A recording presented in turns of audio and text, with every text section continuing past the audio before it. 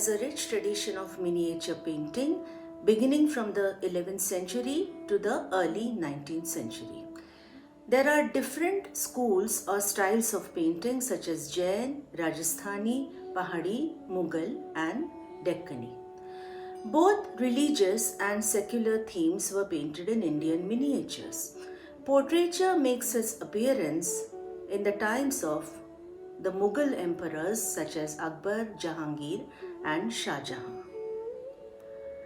Rajput kings also patronized portrait painting, particularly in the Pahadi region.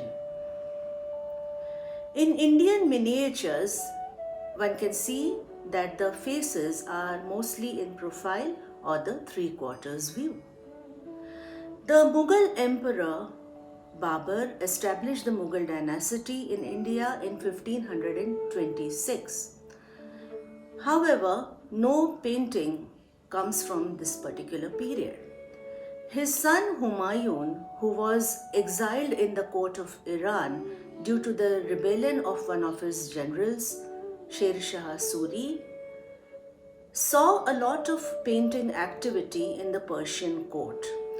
And when he regained his throne in Delhi after a few years, he brought back with him two painters from the Persian court, Mir Sayyid Ali and Abdus Samad, to make a beginning of miniature painting in India. After the untimely death of Humayun, painting made a real beginning in the time of the Emperor Akbar, who was a great ruler as well as a patron of arts. There were a large number of artists who worked in the royal studios, which included names like Daswant, Basavan, Miskin, Govardhan and Farooq Beg. Here is a painting done by Farooq Beg, who was trained in the Persian style, and it shows a lot of Persian features such as architecture, landscape and the color palette. The page is from Babarnama, or the story of Babur, but it was painted during the reign of Akbar. It shows Emperor Babur sitting in a court and receiving a courtier. To the right is a portrait, a self-portrait of Farooq Beg. One of the most important illustrated manuscripts to be painted in Akbar's time is the Akbarnama, or the story of Akbar. It is based on Akbar's biography written by his court historian Abul Fazl N.E. Akbari. Akbar here in these miniatures is seen on the battlefield, hunting in the forests or in his court. 3 to 4 artists worked together on a single miniature. Akbar's likeness has been captured admirably in each of these paintings. It reflects the kind of personality and the dynamic qualities which the emperor had. The portrait seen here is a posthumous portrait of Emperor Akbar painted by Govardhan. It has the Edwardian derived motif of the lion and the calf existing peacefully together. There are also other European influences such as the cherubs and the landscape. A number of portraits were painted of Emperor Jahangir in his lifetime. The portrait to the left is painted by a very well-known master of Jahangir's reign, Abul Hassan. It shows Jahangir as Prince Salim. Mughal portraiture and Mughal painting in general is characterized by a use of very fine, delicate line and rich jewel-like color palette, as it is obvious here. The other portrait to the right is that of Jahangir examining a painting of his father Akbar in his hand. Portraiture in the Mughal period reflects the grandeur of the Mughal court. There is a portrait here known as Jahangir's Dream. It is an allegorical portrait which features Jahangir and Shah Abbas of Iran. Jahangir here is shown embracing the Shah, and both of them stand on a lion and a lamb respectively.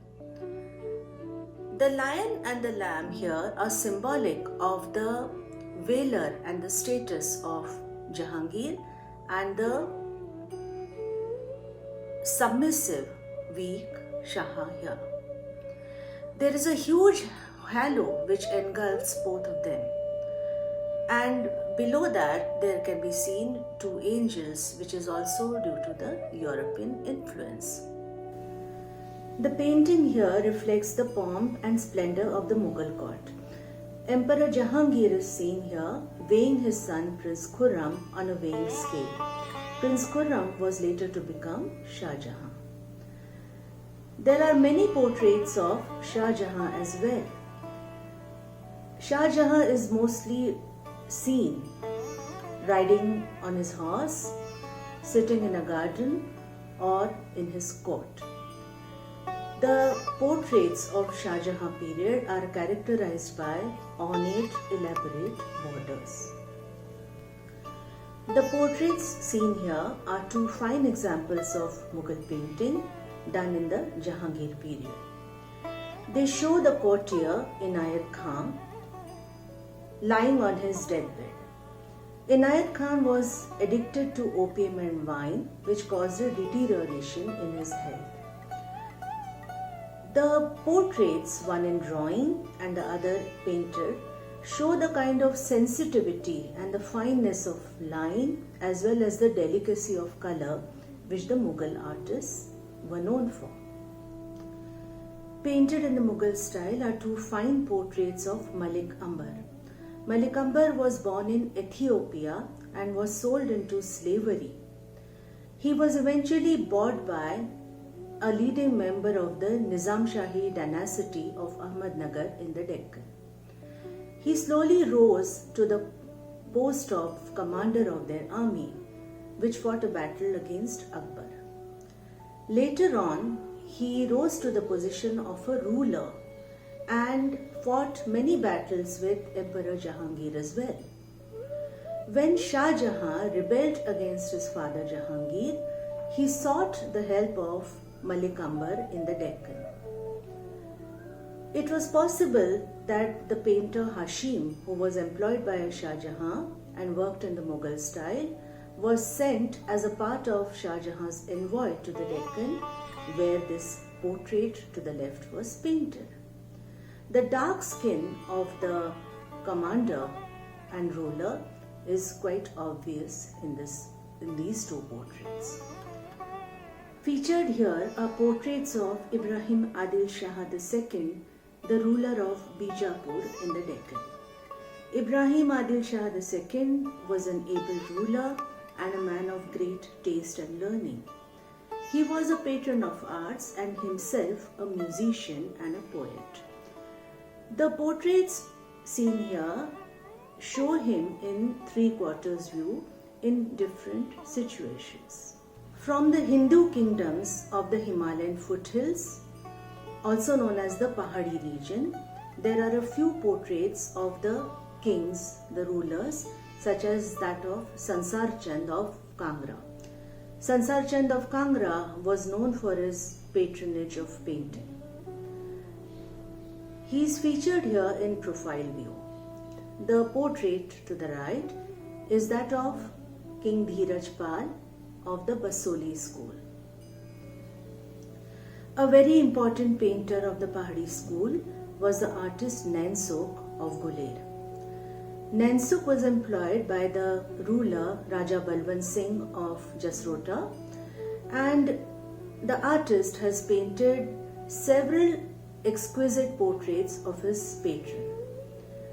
In one of them seen here on the left, Nain-Sok painted Raja Balwant Singh in his court admiring a miniature painting. The figure to the right behind the king was possibly Nain-Sok himself. Nansuk also painted the Raja in different situations such as riding a horse, watching a dance performance, and so on. A very important work of Nansuk is the portrait of Raja Balwant Singh sitting in a tent. Painter Nansuk's work went beyond the formal portrait. He had access to various personal moments in the ruler's life. In this particular painting, one can see Raja Balwant Singh sitting in a tent. He is bare-bodied up to the waist and he seems to be immersed in writing something. A young attendant can be seen behind the Raja.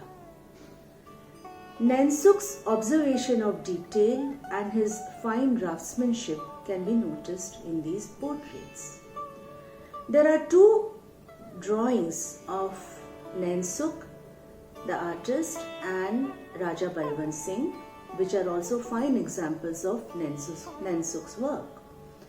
The one to the left features Nansuk as a young lad of about 20. It has an inscription on the top which mentions that Nansuk was a musawir or an artist.